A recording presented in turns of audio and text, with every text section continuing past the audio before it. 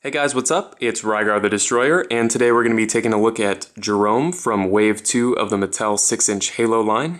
This is an absolutely fantastic figure, but before we talk about him, let's go ahead and take a look at his packaging. So here it is, pretty standard for the Mattel Halo line. Nice big window here on the front, and then of course it talks about the Build-A-Figure part down here in the corner. On the side, it's got an image of the figure posed on the side here. And then on the back, it's got the figure posed without its armor, as well as an image with the armor on. And then down here on the bottom, it's got the other figures that were released in this wave, and it shows off the Build-A-Figure that it comes with. As you can see, Jerome comes with part 3, which is the backpack. Like I said in the Arbiter review, I'll be talking about this figure in its own independent video, so I won't be showing off it or any of its parts in this video, but he does come with them, so just keep that in mind. As far as the figure itself goes, he stands at exactly 6 inches tall, so he's right in scale with all of your other Mattel Halo action figures, and he does come with a couple accessories here. The first one, of course, weapons pegs. He comes with a long one and a short one, just like all of the other figures. Frankly, I never use them, but it is nice that he comes with them.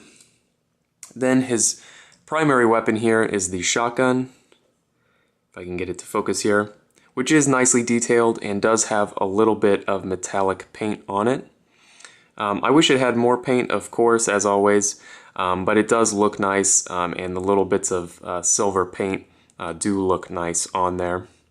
And then his next accessory is the Magnum, which is comically oversized. Let me hold up the shotgun next to it so you can see. So this is in scale with the figure.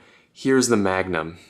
It just looks ridiculous. It's so oversized. I'll hold it up next to the figure here. It is just so big.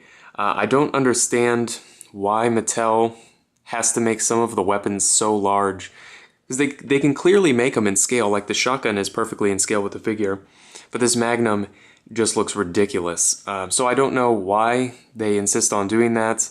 Hopefully they won't continue in the future, but we'll have to see, I guess. As far as the figure's articulation goes, it's pretty good. We'll go ahead and run through it here. He's got what feels like a double ball peg here in the neck, which has a nice range of motion. He's got a ball hinge in the shoulder that does swivel 360. He's got a bicep swivel, double jointed elbows. As always, the top hinge basically doesn't work, so he only gets about 90 degrees, but I feel like that's pretty good for a figure that's in heavy armor. He has a hinge in the wrist with a swivel, double ball peg here in the torso with a nice range of motion.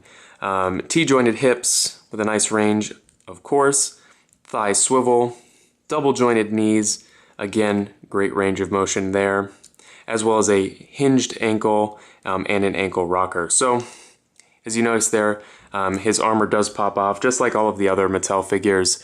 You know, it's easy to pop the armor off. I know it really bothers some people. Doesn't really bother me too much. You just put it back on.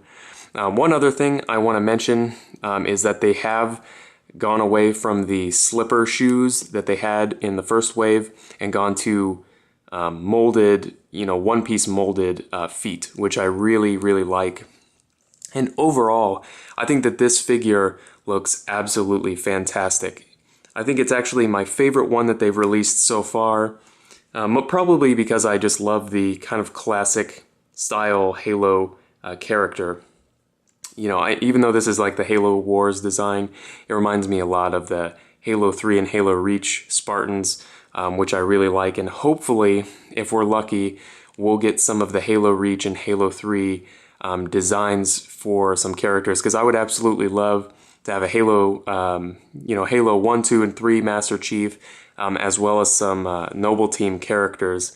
So hopefully, fingers crossed, they'll give some of those to us, because this figure here is absolutely fantastic. So if you have any comments or questions, please leave them down in the comment section below, and I guess I'll see you later.